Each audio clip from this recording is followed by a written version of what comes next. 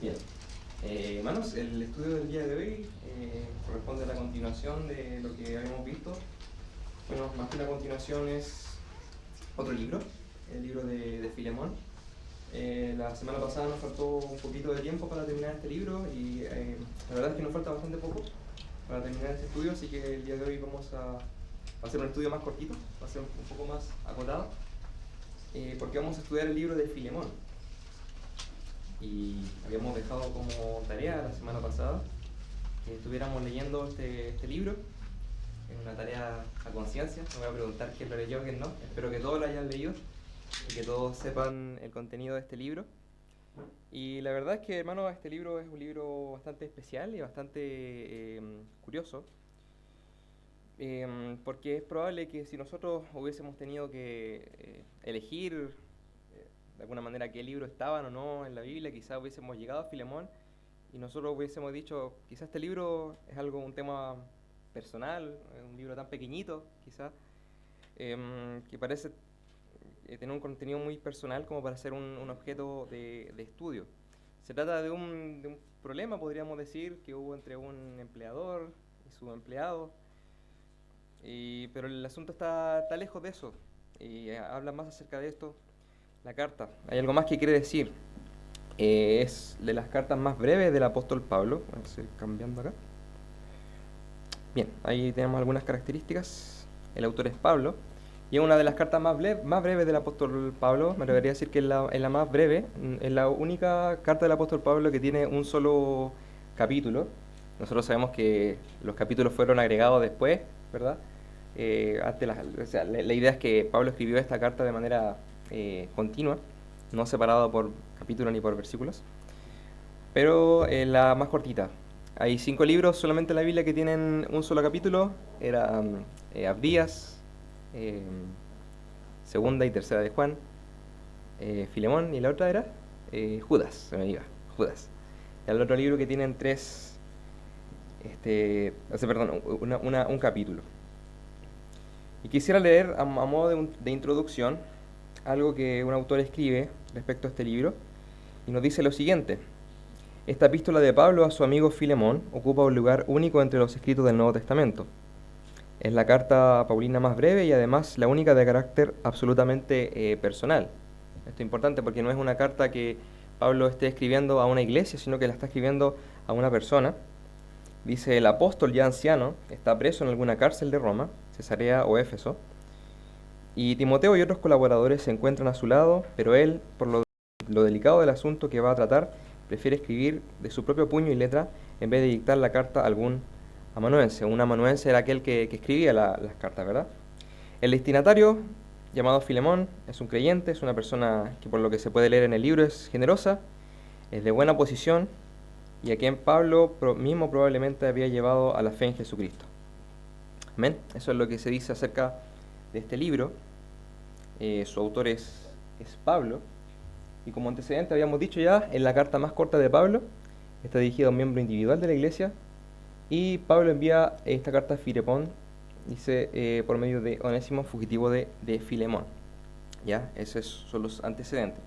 Y en esta carta, para los que lo pudieron leer, hay 3 personajes importantes, protagonistas, como quisiéramos llamarlo. Por una parte está, por supuesto, el escritor, que es el apóstol Pablo.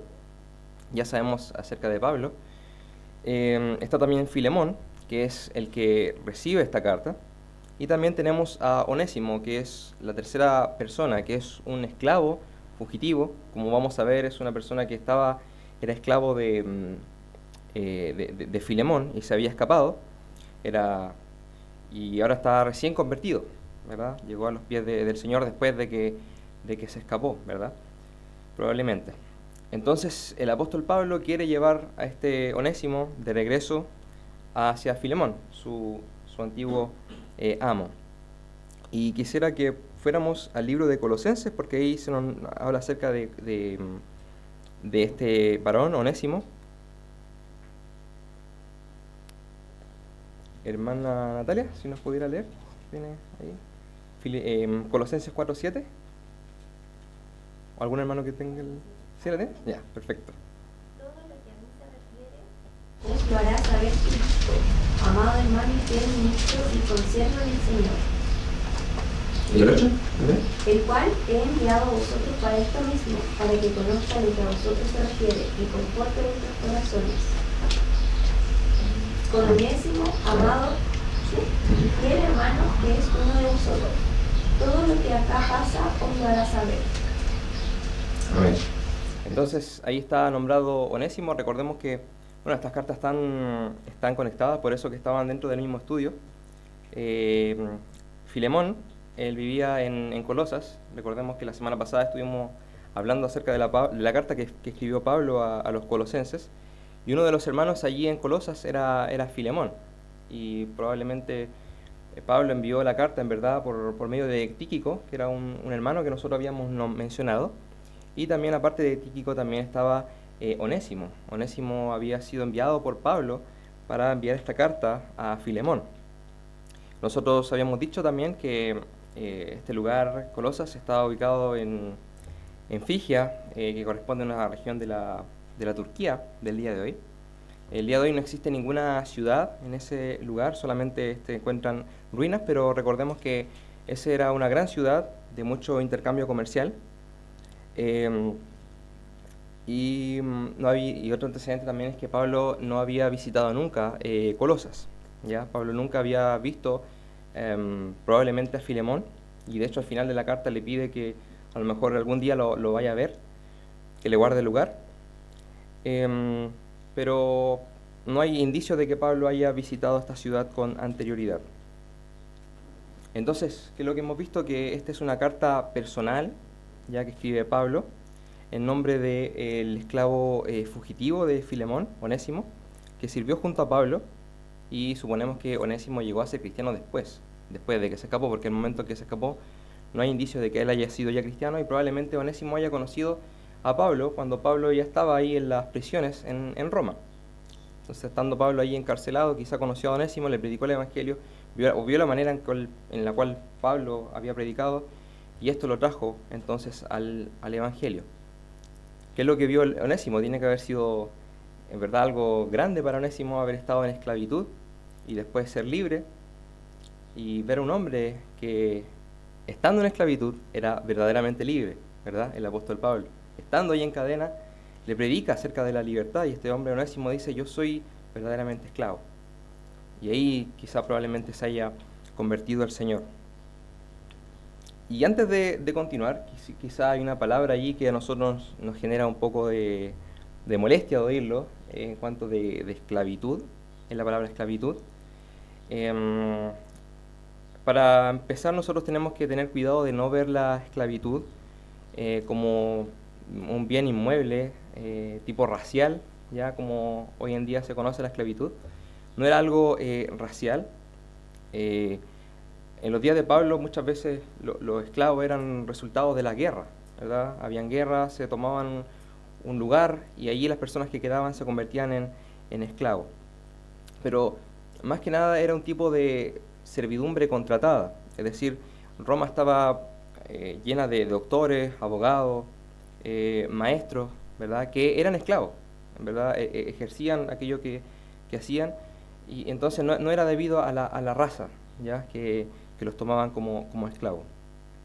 Dicho esto, hermano, el Nuevo Testamento nunca excusa, digamos, la esclavitud, ni exonera a los esclavistas. Tampoco nos pretende mostrar a nosotros un ejemplo político, económico, alternativo, tomando la esclavitud como ejemplo. No es que la apruebe.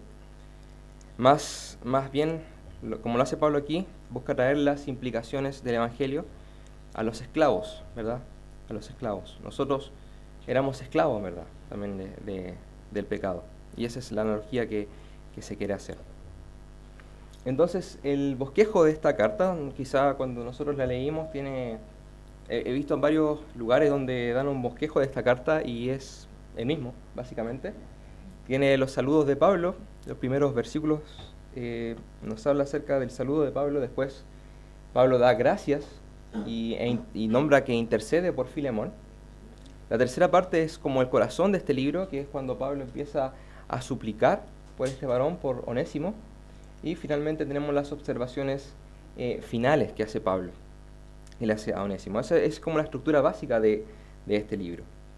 Y dice el versículo del 1 al 3, dice: Pablo, prisionero de Jesucristo, y el hermano Timoteo, al amado Filemón, colaborador nuestro, y a la amada hermana Apia, y a Arquipo, nuestro compañero de milicia, y a la iglesia que está en tu casa.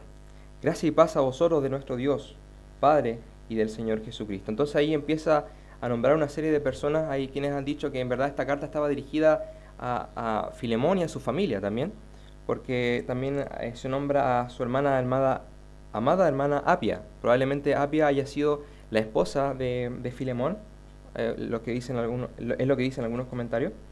Y Arquipo también es un nombre que aparece en Colosenses, al final de la carta a Colosenses, la carta general a la iglesia también aparece allí. Es decir, Arquipo también era un colaborador de Pablo, al igual que Filemón en aquel lugar. Entonces, la carta era enviada como a ese grupo de personas. Y me llama la atención que dice a la iglesia que está en tu casa. En esos tiempos no existían, por lo menos hasta los primeros 200 años de la iglesia temprana, no existían templos, lugares grandes, bonitos como hoy en día tenemos el privilegio de estar, sino que era en las casas, era algo más pequeño, más personalizado. Había muchas veces persecución por temas de recursos también. Recordemos que Filemón era un hombre que tenía mucho dinero y probablemente esto haya influido. Pero ahí está en su casa, ahí donde había una iglesia local reunida ahí en Colosas. Y ese es el saludo entonces que le hace el apóstol Pablo. Note algo que nos puede llamar la atención a lo mejor en el versículo 1, que dice: Pablo, prisionero de Jesucristo. Dice prisionero de Jesucristo. Muchas cartas de Pablo empieza diciendo Pablo, apóstol de Jesucristo, ¿verdad? Nosotros sabemos que Pablo tenía una autoridad apostólica dada por el Señor, ¿verdad? Habían ciertas características que tenían los apóstoles, que eran encomendados directamente por el Señor, habían visto a Jesucristo resucitado, y Pablo, recordemos que era, dice él, como un abortivo, ¿verdad? Pero acá dice Pablo, prisionero de Jesucristo. Me llama la atención que use la palabra prisionero de Jesucristo, prisionero por el Evangelio de Jesucristo. Recordamos que esta es una de las cartas que Pablo escribe estando encarcelado por el Evangelio, junto con Colosenses, Efesios y Filipenses. Son las cartas que Pablo escribe estando encarcelado, en este caso en Roma. Pero Pablo se describe de esa manera: prisionero de Jesucristo, preso de Jesucristo. Ya no era esclavo a su pecado, sino que ahora es preso para con el Señor. Esa es la salutación que hace Pablo al principio. Y después dice acción de gracias e intercesión por Filemón en la segunda parte. Hermana Saricha, si nos puede leer los versículos del 4 al 7, ¿está por ahí? Gracias a mi Dios, haciendo siempre memoria de ti en mis oraciones, porque oigo del amor y de la fe que tienes hacia el Señor Jesús y para con todos los santos, para que la participación de tu fe sea eficaz en el conocimiento de todo el bien que está en nosotros por Cristo Jesús. Pues tenemos gran gozo y consolación en tu amor, porque por ti, oh hermano, han sido confortados los corazones de los santos. Amén, amén. Entonces esa es la acción de gracia que le daba Pablo a Dios por Filemón. Entonces dice: gracias doy a mi Dios, haciendo siempre memoria de ti en mis oraciones. Aquí tenemos un nombre por el cual Pablo estaba orando, y ahí, si nosotros pudiéramos ver una lista de las personas por las cuales Pablo oraba, sin duda estaba allí Filemón. Y la idea de esto es que cada vez que el nombre de Filemón era mencionado, Pablo oraba por él. Dice también: porque oigo del amor y de la fe que tienes hacia el Señor Jesucristo. La vida de Filemón era un vivo testimonio de fe, y Pablo describió de una manera hermosa. Era un hombre que tenía buen testimonio. Recordemos que Pablo no había visto a Filemón, era simplemente las cosas que le hablaban de él. Y dice: y pide para que la participación de tu fe sea eficaz en el conocimiento de todo bien que está en vosotros en Cristo Jesús. Note, hermano, el elemento de unidad que hay en esas palabras de Pablo que le dice a Filemón. Porque tenemos gran gozo y consolación en tu amor, porque ti, hermano, han sido confortados los corazones de los santos. uno de los temas que nosotros podemos ver acá es el tema de la unidad de los creyentes. Dice que el amor que tenía Filemón era de consuelo para los corazones, era de fuerza para los corazones de los santos. Recordemos lo que va a presentar Pablo ahora. Pablo nos está preparando la carta para decir: ¿quién eres tú, Filemón? Mira quién eres tú. Eres un hombre que eres ejemplo, que das amor, pero a todos los creyentes de la misma manera. Porque ahora te voy a presentar y te voy a interceder por el caso de un hombre que es esclavo, ¿verdad? Nosotros muchas veces, aún dentro de nuestra misma iglesia, podemos hacer algún tipo de distinción, a lo mejor racial o de algún tipo de posicionamiento, pero recordemos que todos somos iguales delante de Dios. Y en ese tiempo, más cuando había tanta diferencia social entre Filemón y por ejemplo Onésimo, que era el esclavo que estaba allí. Entonces Pablo, dentro de las acciones de gracia que hace por Filemón, está ese componente de unidad para con todos los hermanos, ese amor que tiene que brotar de un creyente verdadero para con los demás. Y esa es la segunda parte de la carta, acciones de gracia e intercesión por Filemón. Qué bueno sería, hermano, que nosotros orásemos, ¿verdad?, por nuestros líderes. No solamente por nuestros líderes, sino que también por quienes trabajan por el avance del reino, por aquellos hermanos que están día a día en oración, por aquellos hermanos que se preocupan aquí en la iglesia, en el aseo, que hacen acciones, que muestran su amor, que con una llamada, en verdad, nos estamos animando. Y es bueno, hermano, orar por aquellos que trabajan por el Señor, por aquellos que, teniendo personas a las cuales hablarles, en verdad, usan de su tiempo y muestran su amor. Tenemos que dar gracias, hermanos, por esto, porque muchas veces son cuestiones que nosotros damos por sentados, vamos a la iglesia, vivimos una vida en la cual nosotros recibimos, pero tenemos que dar gracias al Señor porque Él ha puesto lo que hablamos recién, una buena iglesia, personas que trabajan y personas de buen testimonio, ¿verdad?, que están allí adelante. Y después pasamos a la tercera parte, que es la súplica de Pablo por Onésimo, que es de los versículos del 8 al 22. Diga, adelante, hermano. Sí. Hay algunas cosas interesantes, ¿no? A propósito de lo que decías, Filemón era una persona importante, aparentemente líder de la iglesia, por lo tanto, por lo que dice el apóstol Pablo, dice que los demás eran confortados por medio de él.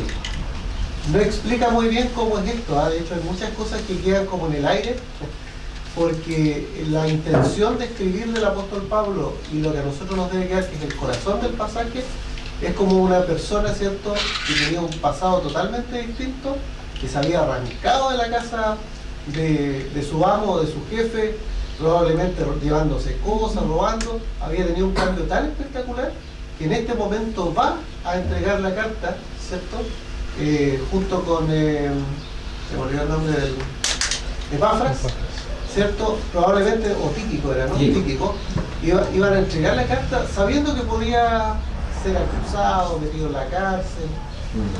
Ese es como el corazón. Y el resto hay muchas especulaciones respecto a, pero hay cosas que son tal vez más cercanas a lo correcto, digamos, en cuanto a lo que se supone, como por ejemplo de que por lo que Pablo habla de Filemón es muy probable que lo haya conocido antes, pero no en Colosas, porque bien decías que él no había ido a Colosas. Entonces Filemón tuvo un encuentro con el Señor, dicen algunos comentaristas, probablemente en Éfeso, y él vuelve a Colosas y él forma una iglesia en su casa, abre las puertas de su casa, probablemente entrega el Evangelio, ¿cierto? Y había un personaje importante que, como era Epafras, que en realidad seguramente fue el que estuvo al lado de él en todo lo que tiene que ver con entregar la palabra, entregar el Evangelio al Señor. Y otra cosa que me llama la atención es que Filemón recibe esta carta del apóstol Pablo, ¿cierto?, probablemente de manera inesperada, porque Pablo envió una carta a la iglesia en Colosas y una particular a él. Y es tan importante la carta, tiene tal impacto que finalmente, ¿cierto?, se entiende que es una carta también inspirada por Dios para entregar un mensaje. Entonces, a propósito de dos momentos en que escribe el apóstol Pablo, ¿cierto? En un mismo lugar, en prisión, en Roma, escribe dos cartas, las envía, y estas cartas tienen una importancia tal, ¿cierto?, que hoy día nos llegan a nosotros con un contenido importante. Otra cosa que quería mencionar, porque como ya vamos en el punto 3, que me llamó la atención, que Arquipo, ¿cierto?, que es mencionado, que algunos dicen que podría ser el hijo de Filemón, porque dice la iglesia que está en tu casa, entonces habla de él, de Apia, su esposa, aparentemente, como él lo decía, y Arquipo puede haber sido su hijo. Arquipo termina siendo un colaborador del apóstol Pablo, probablemente un pastor en otra iglesia. Creo que lo leímos, no sé si lo leímos o no, pero en Colosenses 4, verso 17 creo que es donde aparece, ¿no? Ahí dice, le recuerda, igual como le dice a Timoteo en su momento, ¿cierto?, que no descuide el ministerio, ¿cierto?, que él tiene. Y como está hablando en el verso 16 de la iglesia de la Odisea, ¿cierto? Sí. Entonces aparentemente está diciendo que este Arquipo, que era de Colosas, tenía en ese momento alguna misión pastoral, porque le dice así, ¿cierto?, en la iglesia de la Odisea. Entonces, aquí hay una familia convertida, hay un impacto, y hay una entrega al ministerio, tanto de parte de Filemón como de parte de este Arquipo, puede ser su hijo, ¿cierto?, que tenía lo que tenemos claro es que tenía un llamado ministerial, que es lo que Pablo le recuerda, y él tiene, al igual que Timoteo, ¿cierto?, poner todo su esfuerzo porque él ha sido llamado al ministerio. Eso creo que es interesante, a mí me llamó la atención porque, como dicen, es una cartita tan chiquitita, pero hay cosas bien interesantes ahí que sí, ahí entran las cartas que se conectan y más adelante nosotros entendemos por qué se nombran también. ¿Algún hermano más que hasta ahora tenga algún comentario? ¿Algo que decir para continuar? Y lo que comentaba el pastor en el 4:16 dice, cuando esta carta haya sido leída entre vosotros, haced que también se lea en la iglesia de Laodicenses y que la Odisea la leáis también vosotros. Y ahí dice decir al equipo, mira que cumplas el ministerio que recibiste en la Claro. Eso no colaborador de Pablo. ¿Algún hermano más que tenga...? ¿Espacio después de comentarios? No, como dice.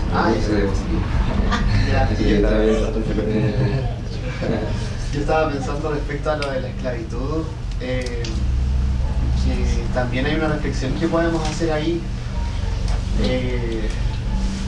a pesar de una realidad que se vive en ese tiempo, que bueno, como mencionabas tú, no es parecida al 1800, a la esclavitud estadounidense, que uno no tiene como simplemente, no es algo tan fuerte, pero aún así no es algo que deba apoyar la iglesia. A pesar de esa realidad que se vivía, Pablo nunca se empeñó en hacer un cambio en eso. Pablo, a pesar del contexto en el que estaba, el principal propósito que él tenía era siempre llevar el Evangelio y presentar a Cristo a la mayor cantidad de personas. Obviamente uno como cristiano quiere hacer valer sus derechos como ser humano, que se haga justicia siempre con cada uno, de hecho como lo hemos visto en algunos otros estudios, pero tenemos que entender que nosotros no merecemos nada, que Cristo nos ha dado todo, y ese debe ser nuestra motivación para entregar el Evangelio. Nunca desde el lado del gobierno, de exigir que el gobierno haga justicia, que haya más igualdad económica entre las personas. En realidad el sufrimiento que uno ve en el mundo, muchas veces el Señor lo ocupa como un medio para que la gente mire más a Cristo. Las dificultades uno puede tender a buscar más al Señor, y nosotros cuando podemos ayudar económicamente a alguien, cuando podemos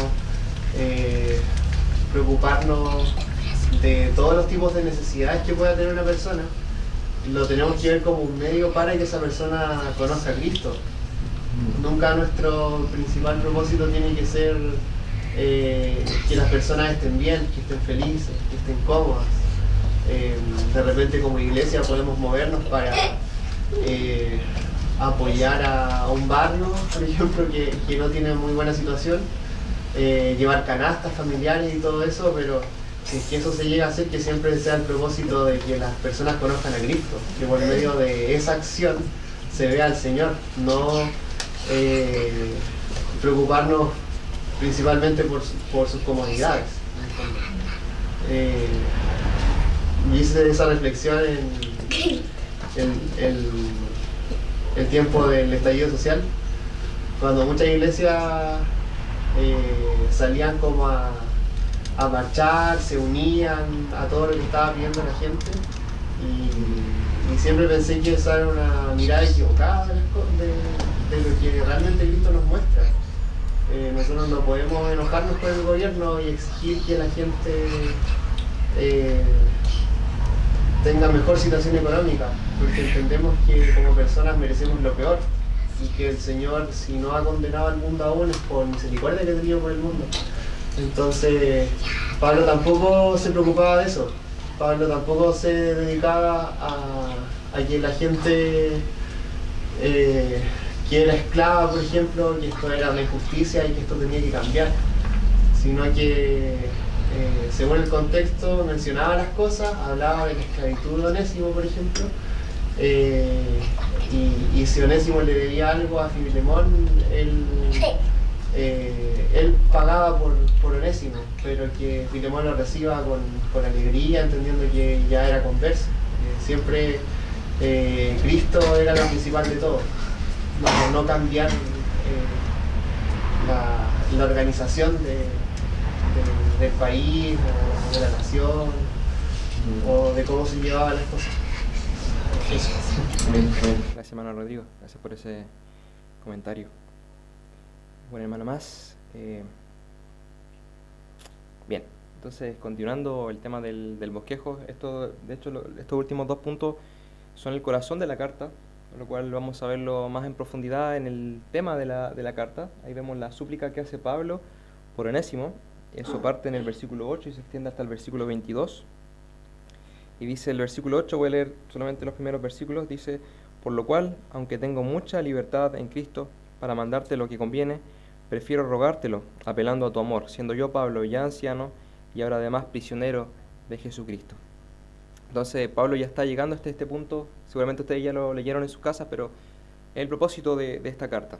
Y una vez más, Pablo no dice, y con la autoridad que yo tengo como apóstol, sino que es una carta que está hablando en sentido de manera persuasiva, apelando al amor que tiene Pablo, ¿verdad? Por Onésimo.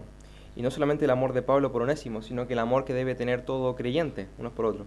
Y no solamente el amor de unos creyentes unos por otros, sino que el amor del creyente unos por otros reflejado de Cristo. ¿Se da cuenta de esa escala?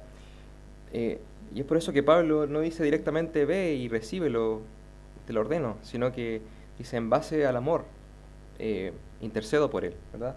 Y Pablo se presenta de esta manera, dice que apela a su amor, el amor fraternal que había entre Pablo y Filemón, y también nombra a Pablo que él era ya anciano, ya tenía experiencia, había sido perseguido como misionero de Cristo, y se presentó justamente como eso, como prisionero de Jesucristo. Y le añade además: te ruego por mi hijo Onésimo, a quien engendré mis prisiones. ¿Ya? Pablo, nosotros sabemos que no estuvo casado, pero tuvo muchos hijos, como lo llama, hijos espirituales. Llamó hijos, por ejemplo, a Timoteo, llamó hijos a Tito, dentro de sus cartas lo expresa así. Y aquí también llama así a Onésimo. También dice el cual en otro tiempo te fue útil, pero ahora a ti y a mí nos es útil, hablando de esa manera de Onésimo, ¿ya? Y justamente esto es curioso porque el significado de la palabra Onésimo tiene que ver con utilidad. Y lo que hace acá Pablo es como un juego de palabras, ¿verdad? Onésimo es útil, así que Pablo estaba haciendo un juego de palabras. Como esclavo, dice Onésimo, él quizá no había sido muy útil, pero ahora no trabajaba, quizá no se concentraba en sus tareas, y podemos comprender su situación como esclavo. Y también de eso, de no utilidad, está el hecho de que, como vamos a ver, Onésimo se escapó del cuidado de Filemón.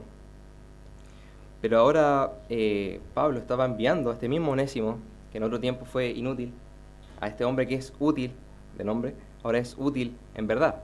Lo está enviando de vuelta a Filemón. Me dice, es como si dijera, ahora te va a ser verdaderamente de utilidad. Y continúa diciendo, te lo envío de nuevo. Tú pues, recíbelo como a mí mismo. Yo quisiera retenerlo conmigo para que el lugar tuyo me sirviera en mis prisiones por causa del Evangelio. Entonces quizás Pablo es como si estuviera diciendo, quizá a mí me es útil, pero yo te lo envío a ti.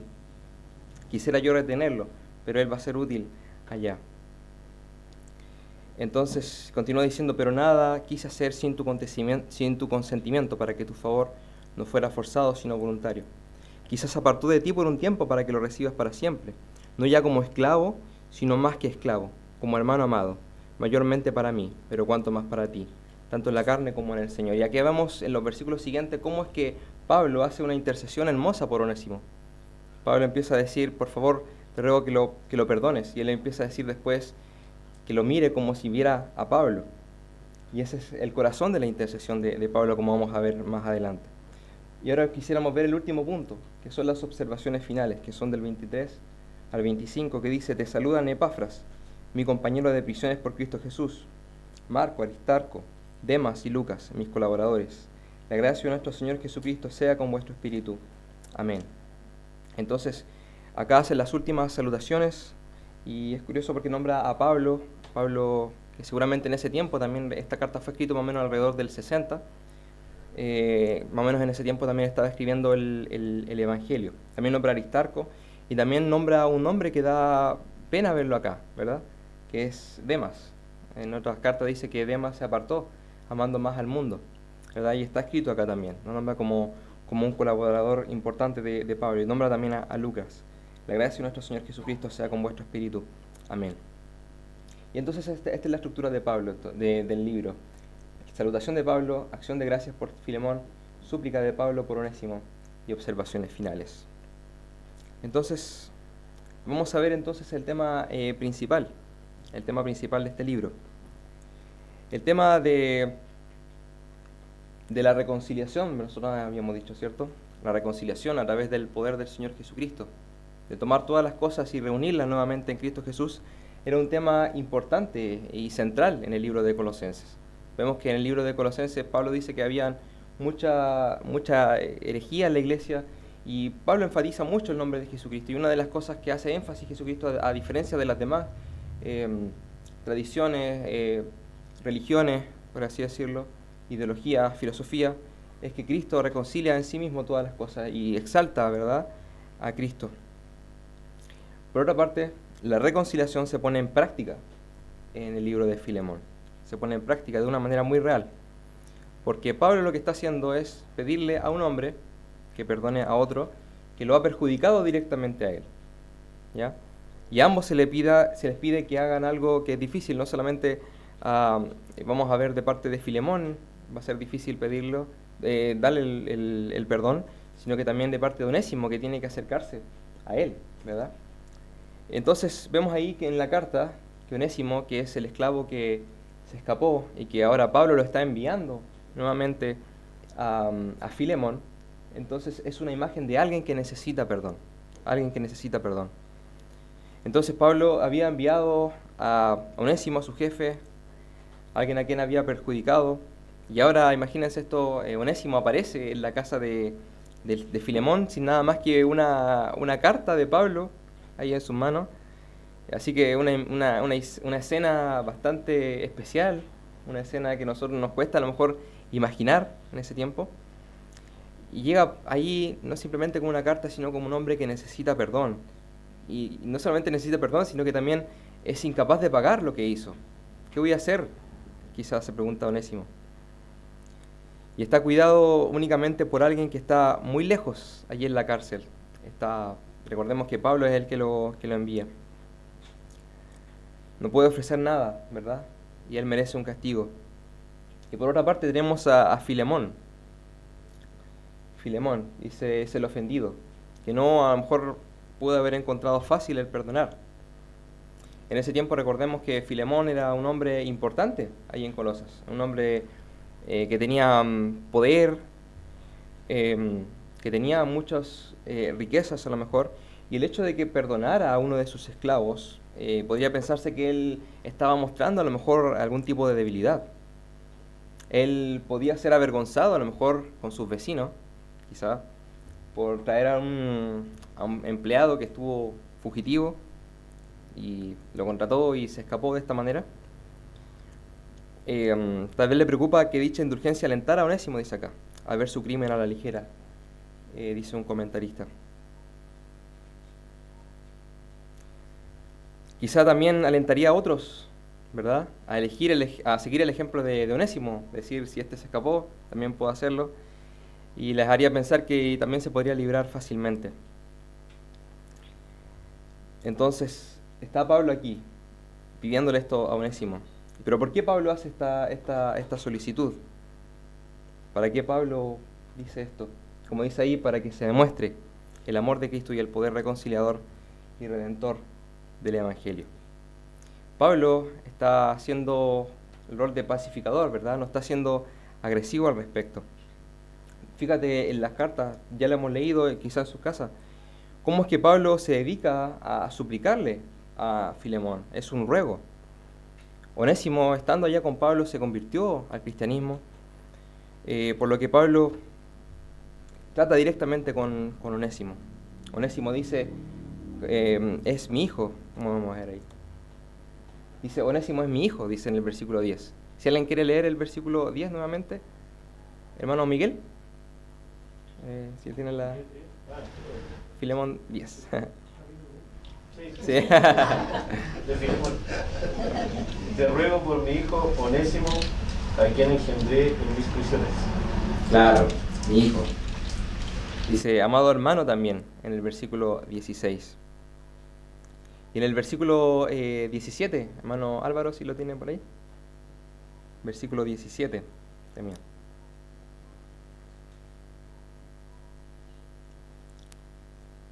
Es lo que le dice Pablo allí a Filemón, si nos pudiera leer. Así que, si me tienes por compañero, recíbele como a mí mismo. Recíbele como a mí mismo, es otra expresión que usa Pablo. Y en el versículo 18 dice, y ofrece pagar las deudas de Onésimo. Entonces, lo que está haciendo Pablo es como entrar de alguna manera al mundo de Onésimo y se está identificando estrechamente con él. Dice, es mi hijo, mi hermano amado, recíbele como a mí mismo. Pablo se está identificando como él está haciendo a Onésimo suyo. Y no solamente de Onésimo, sino que también de él, de sus pruebas. Y de esta posición entonces Pablo está suplicando a Filemón, no por el bien de Filemón, sino que por el bien suyo. Y esto es una imagen increíble de lo que Cristo ha hecho por nosotros.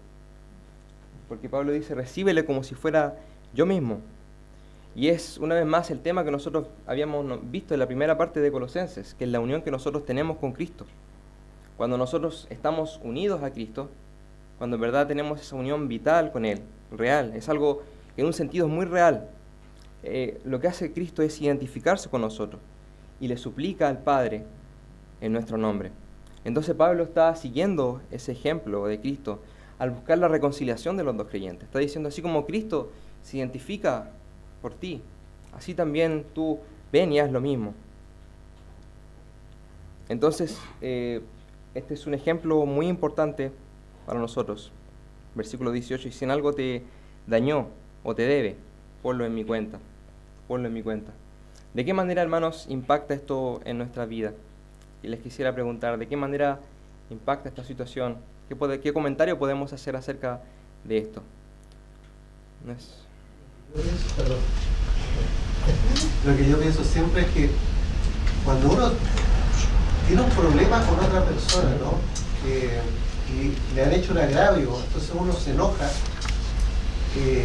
Yo creo que uno siempre debe recordar lo que Dios hizo en Cristo con nosotros. O sea, que no hay comparación respecto de lo que nosotros hubiéramos recibido como castigo por Dios, y el amor de Dios se manifiesta en la obra de Cristo, que murió por nuestros pecados, por todos nuestros pecados, que nos hacían dignos del infierno. Entonces, debemos pensar eso cuando, por ejemplo, llegue aquí a nuestra congregación alguien, uy, ¿cómo llegó este? Yo a este lo conozco, tal vez tiene toda una historia como la tenía Onésimo, pero Onésimo para el apóstol Pablo era una persona que había nacido de nuevo. Él no dudaba de eso, o sea, había evidencias. Un hombre que seguramente llegó a Roma, que alguien le contó, andaba por ahí deambulando, oye, hay un tal Pablo que está preso en una casa, ¿cierto? Y uno puede ir a hablar con él, y es re interesante lo que dice, y va y recibe el Evangelio y se convierte, y después seguramente le visitó muchas veces más a Pablo, y Pablo le debe haber convencido, tú tienes que volver, ¿cierto?, a Colosas, y tienes que presentarte con Filemón. O incluso lo que significa para nosotros mismos como familia de la fe, cuando alguien me hace algo, y a veces yo me molesta tanto que no quiero perdonar al otro, y estoy como con molestia, con rabia, como que yo tengo razón porque realmente me ofendió, me dijo algo. Si hay un genuino arrepentimiento como el que hubo de Filemón, de Onésimo, digo, con Filemón, nosotros debiéramos nada más que recordar esto y recordar lo que Cristo hizo por nosotros y decir, o sea, yo tengo que dejar de lado mi orgullo, ¿cierto?, que yo creo que, y recibir eso y perdonar de corazón y mostrar de esa manera el verdadero, el genuino amor que Cristo está desarrollando en mí. ¿Qué hacemos en ese caso, hermano? Apelamos al amor de Cristo. Como dice ahí, Pablo nos ofrece un modelo y ejemplo de ministerio pastoral, de asesoramiento y de perdón. Apelamos al amor de Cristo de esa manera, hermano. Recordamos qué es lo que Cristo hizo por nosotros, cómo estábamos nosotros en la situación de Onésimo, ¿verdad? Delante del Dios Santo, del Dios Todopoderoso. Y necesitamos el perdón en ese tiempo. Como le llamas tú, de alguna manera, es el mismo que yo usaría si tenemos un problema entre hermanos aquí. Así que acuérdense los que están aquí presentes, el día que hay un conflicto, yo les voy a recordar esto. Y les voy a asesorar de la misma manera que el apóstol Pablo lo hizo con Filemón y con Onésimo. Claro.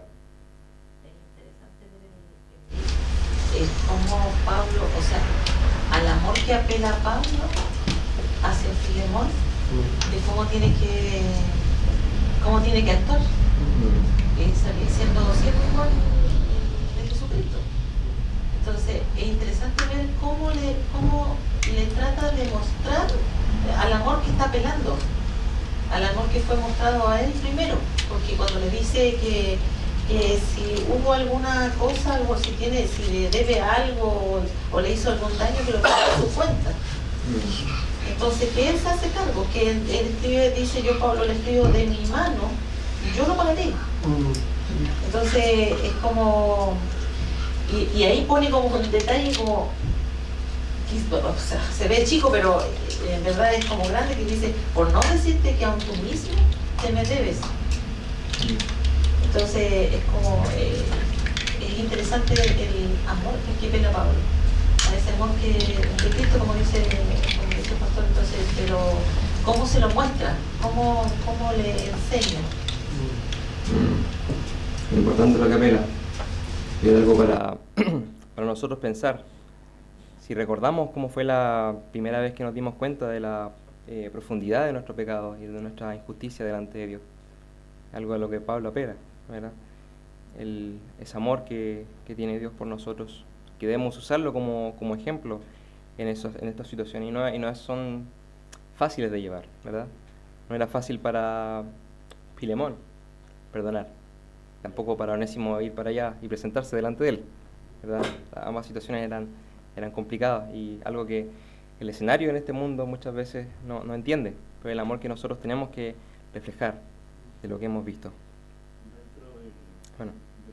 Sí, bueno, con mi esposa vimos hartos videos igual de los pastores con respecto al libro de Filemón, o sea, veníamos más o menos preparados. Entonces, una de las cosas a las cuales tuvimos un comentario, que es muy similar igual cuando el tema del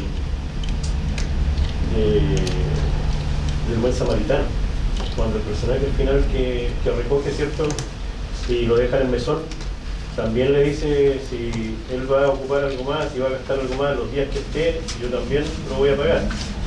Y apelaba justamente al amor, en este caso de Pablo hacia Onésimo, que es algo singular, algo que muestra acá el amor que tenemos que tener todos los hermanos los unos por los otros. Y dentro de lo mismo, la relación en la cual Jesucristo mismo todos los días aboga por nosotros frente al Padre. Que es como que él dijera todos los días igual, bueno, si él mañana va a cometer pecado, si él mañana se va a equivocar, aquí estoy yo, porque yo ya pagué por sus pecados. Entonces, en relación a eso, es un amor tan grande en realidad que muestra la Escritura. Y también hago más o menos alusión al tema de cuando Onésimo era esclavo, que cuando él le dice que era como inútil anteriormente, que está hablando literalmente del tema de que para la hora en realidad era inútil, porque era un inconverso en ese minuto, y pasó a ser útil cuando él ya conoció a Cristo, porque él iba a ser, como dice ahí, parte de las ligas superiores, por así decirlo, en cuanto al cristianismo, que iba a ser un ayudante más para el mismo Filemón. Y lo primordial también de parte de Pablo, que como instructor, como maestro de ellos, no impuso su jerarquía, por así decirlo, decir, no, yo soy Pablo, ustedes me deben respeto, tienes que perdonarlo porque yo te lo estoy diciendo, porque yo te lo estoy ordenando. Y lo que apeló precisamente al corazón de él, al amor que tiene que ver en este caso, el amor del hermano, el amor que Cristo pone en nosotros.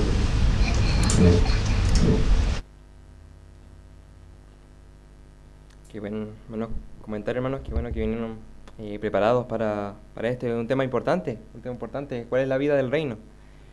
¿Cuál es la vida del reino? Dice, y es una vida que de principio a fin está marcada por la gracia que nos ha mostrado en y por medio de Cristo.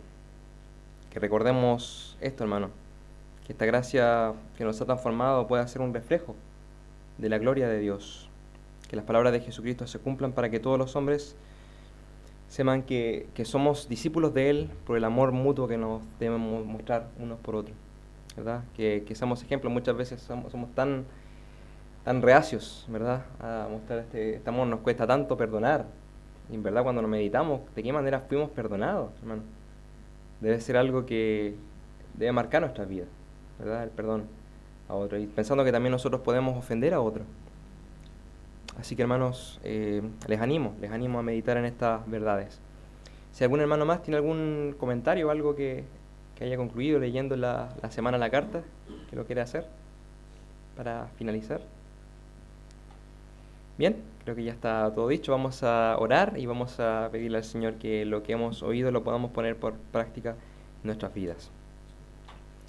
Amado Padre Celestial, Señor Todopoderoso, te damos gracias, Señor, porque somos tan pequeños, Señor, delante de usted. Usted es un Dios tan grande, misericordioso, Padre, que nosotros no alcanzamos a comprender en lo más mínimo, en nuestras mentes minúsculas, tu amor, lo que significó, Padre, el que Cristo haya venido y cargado en Él, llevado en Él el pecado de todos nosotros. Padre, qué gran sacrificio, estando Cristo en la gloria, no teniendo necesidad de venir por nosotros, Padre. Él quiso venir, fue enviado, no por a lo mejor por obligación, sino porque Él quiso humillarse, Él quiso venir y como ofrenda vino a presentarse por nosotros, para sustituirnos allí en la muerte, sabiendo que es la muerte que nosotros debíamos haber muerto, llevando la vida que nosotros debíamos haber llevado, Señor, y resucitando, Señor, en representación de nosotros, Padre. Que este amor, que este perdón que nosotros gozamos, que esta vida dichosa que podamos gozar, sabiendo que tenemos paz en el cielo, tenemos paz para con usted, Padre.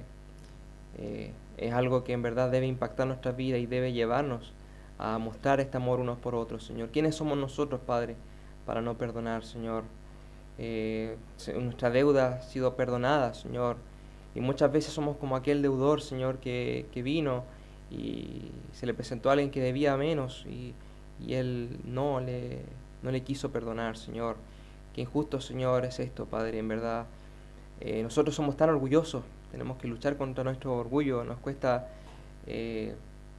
vernos como inferiores a los demás, Padre.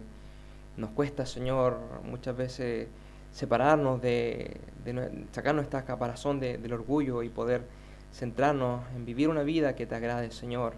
Gracias por tu ejemplo, Señor. Gracias por el ejemplo que nosotros vemos en esta carta a Filemón, Padre, que esto pueda ser impactante para nuestras vidas, Señor, y lo podamos guardar y reflejar este amor, Señor. Gracias por mis hermanos. Bendiga sus corazones. Llévenlos a nuestros hogares con tu paz y con tu bendición. Pedimos y agradecemos estas cosas, Señor, en el nombre de Jesucristo. Amén, Señor. Amén.